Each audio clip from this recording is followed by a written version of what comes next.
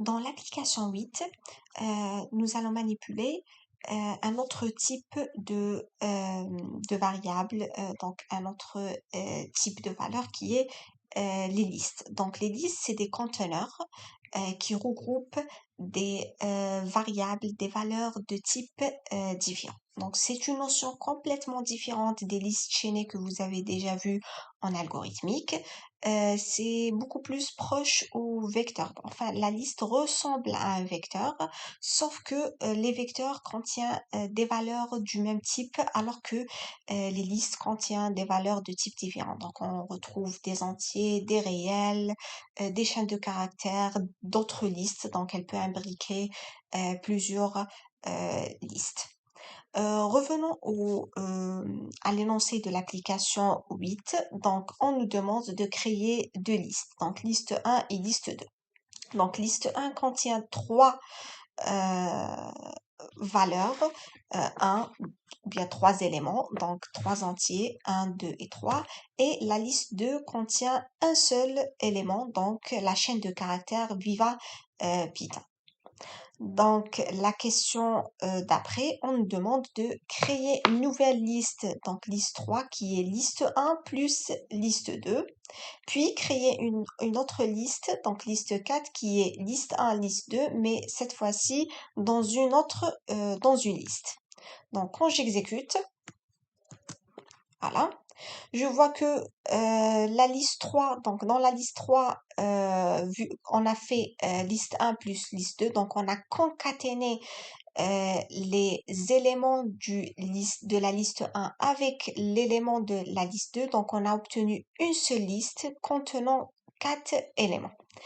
Alors que dans liste 4, donc on obtient une seule liste qui contient deux éléments qui sont les deux listes, donc liste 1 et liste 2. Donc voilà la différence entre la concaténation en utilisant le signe plus et la deuxième concaténation, on a juste regroupé ces deux listes dans une autre liste.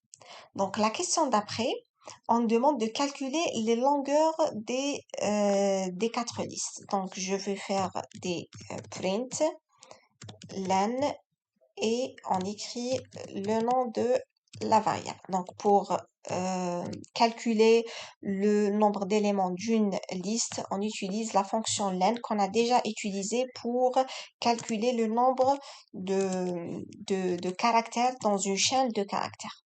Donc, je vais juste changer le nom des listes. Voilà. 4. J'exécute et là, on voit bien que liste 1 contient trois éléments, donc 1, 2 et 3. La liste 2 contient un seul élément, donc Viva Python. La liste 3 contient quatre éléments qui sont les trois éléments de la liste 1 et l'élément de la liste 2.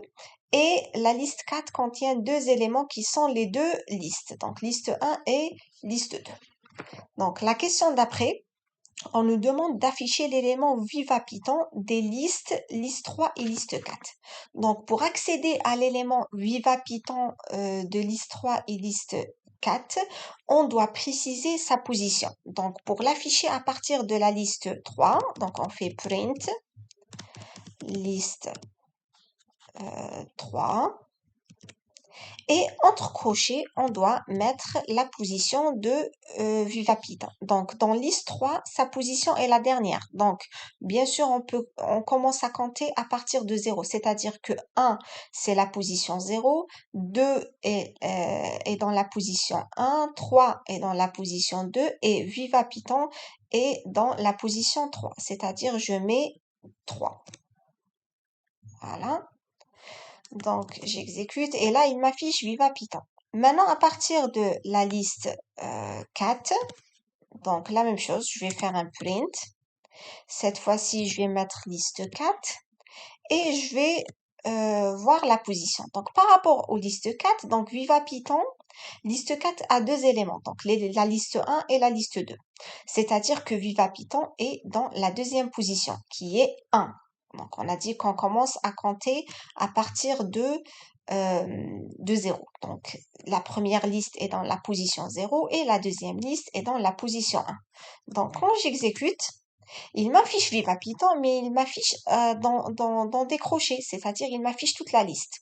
Dans ce cas, on a un seul élément dans la liste, donc on n'arrive pas, on peut ne pas voir que c'est faux, qu'il faut préciser la position de Python aussi.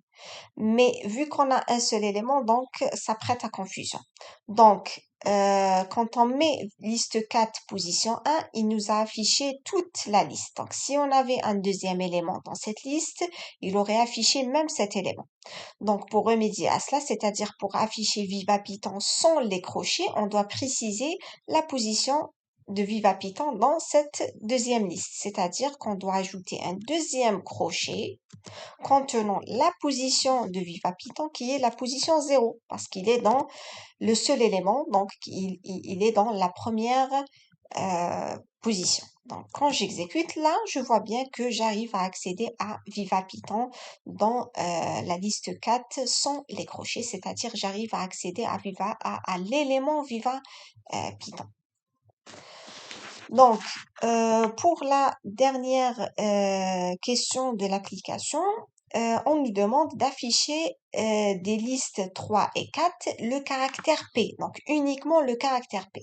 Donc, je vais copier ça, CTRL C, et là, donc, à partir de la liste 3, je dois préciser la position de P. Donc, la position, je vais ajouter un autre crochet. Donc, la position de P dans Viva Python, on va commencer à compter à partir de 0. Donc, 0, 1, 2, 3, 4, c'est 5.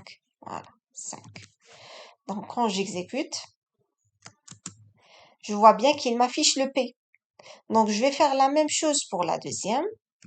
Donc, je vais ajouter un troisième crochet et la position du P. Et dans ce cas, il va m'afficher P.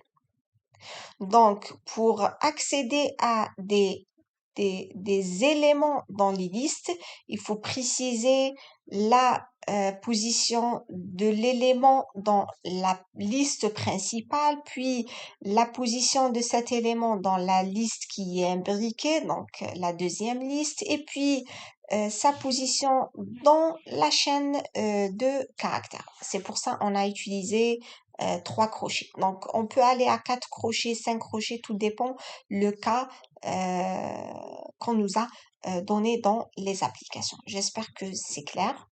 Donc voilà, c'était la première partie du TP. Donc on a vu quelques notions de base. Donc c'était un aperçu sur les bases du Python. Donc on a vu la fonction print qui affiche les les variables, le contenu des variables, des messages, etc.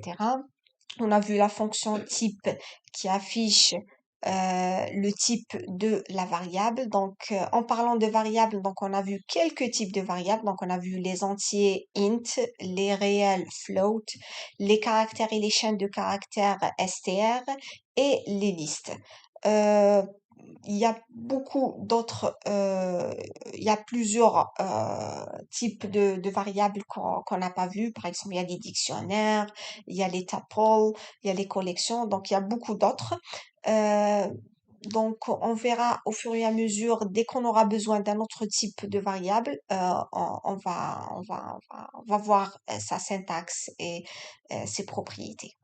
Pour le moment, on va se contenter de ces types-là. Donc,